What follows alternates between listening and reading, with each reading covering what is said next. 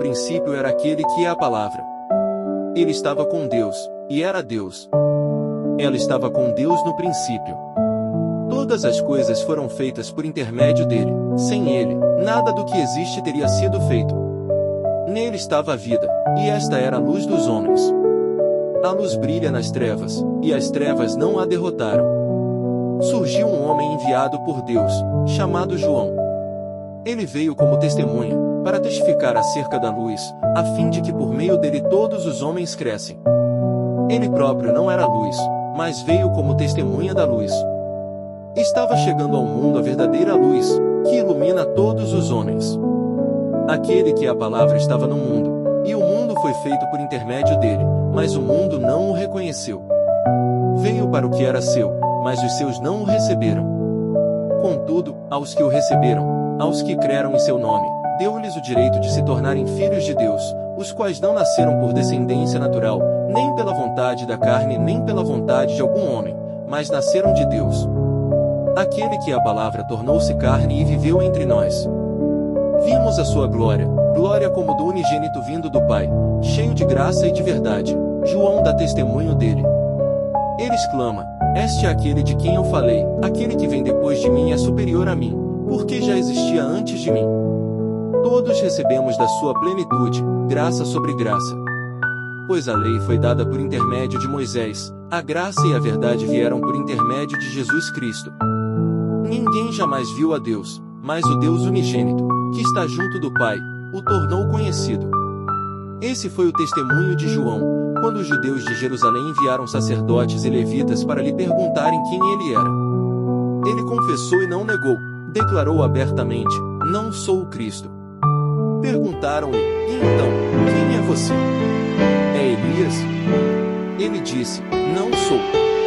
É o profeta? Ele respondeu: não. Finalmente perguntaram: quem é você? Dê-nos uma resposta, para que a levemos àqueles que nos enviaram. Que diz você acerca de si próprio? João respondeu com as palavras do profeta Isaías: eu sou a voz do que clama no deserto, façam um caminho reto para o Senhor. Alguns fariseus que tinham sido enviados interrogaram: então, por que você batiza, se não é o Cristo, nem Elias, nem o profeta? Respondeu João: eu batizo com água, mas entre vocês está alguém que vocês não conhecem.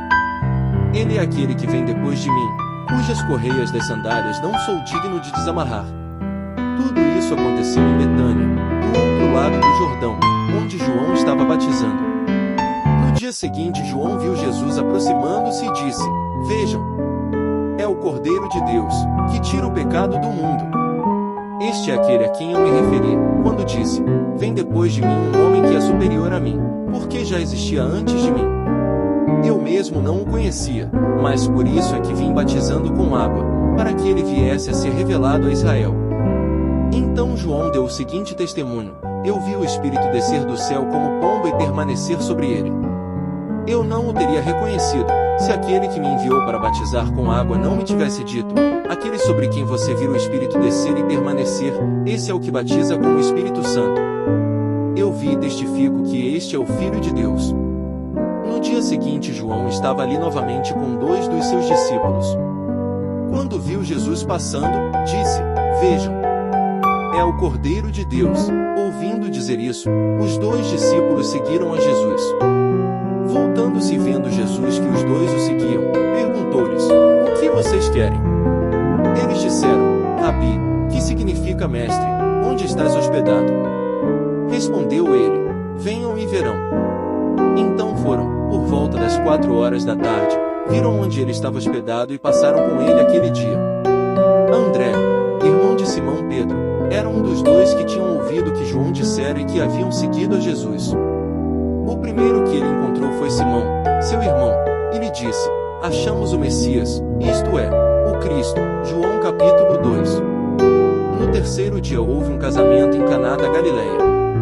A mãe de Jesus estava ali, Jesus e seus discípulos também haviam sido convidados para o casamento. Tendo acabado o vinho, a mãe de Jesus lhe disse: eles não têm mais vinho. Respondeu Jesus: que temos nós em comum, mulher? A minha hora ainda não chegou. Sua mãe disse aos serviçais: façam tudo ele lhes mandar. Ali perto havia 6 potes de pedra, do tipo usado pelos judeus para as purificações cerimoniais. Em cada pote cabia entre 80 a 120 litros. Disse Jesus aos serviçais: encham os potes com água. E os encheram até a borda. Então lhes disse: agora, levem um pouco do vinho ao encarregado da festa. Eles assim o fizeram, e o encarregado da festa provou a água que fora transformada em vinho, sem saber de onde este viera, embora o soubessem os serviçais que haviam tirado a água. Então chamou o noivo e disse: todos servem primeiro o melhor vinho e, depois que os convidados já beberam bastante, o vinho inferior é servido, mas você guardou o melhor até agora. Este sinal miraculoso, em Caná da Galileia, foi o primeiro que Jesus realizou. Revelou assim a sua glória, e os seus discípulos creram nele. Depois disso ele desceu a Cafarnaum com sua mãe, seus irmãos e seus discípulos. Ali ficaram durante alguns dias. Quando já estava chegando a Páscoa judaica, Jesus subiu a Jerusalém. No pátio do templo viu alguns vendendo bois, ovelhas e pombas, e outros assentados diante de mesas, trocando dinheiro. Então ele fez um chicote de cordas e expulsou todos do templo, bem como as ovelhas e os bois, espalhou as moedas dos cambistas e virou as suas mesas. Aos que vendiam pombas disse: tirem estas coisas daqui. Parem de fazer da casa de meu pai um mercado. Seus discípulos lembraram-se que está escrito: o zelo pela tua casa me consumirá. Então os judeus lhe perguntaram: que sinal miraculoso o Senhor pode mostrar-nos como prova da sua autoridade para fazer tudo isso? Jesus lhes respondeu: destruam este templo, e eu o levantarei em 3 dias. Os judeus responderam: este templo levou 46 anos para ser edificado, e o Senhor vai levantá-lo em 3 dias. Mas o templo do qual ele falava era o seu corpo. Depois que ressuscitou dos mortos, os seus discípulos lembraram-se do que ele tinha dito. Então creram na Escritura e na palavra que Jesus dissera. Enquanto estava em Jerusalém, na festa da Páscoa, muitos viram os sinais miraculosos que ele estava realizando e creram em seu nome. Mas Jesus não se confiava a eles, pois conhecia a todos. Não precisava que ninguém lhe desse testemunho a respeito do homem, pois ele bem sabia o que havia no homem.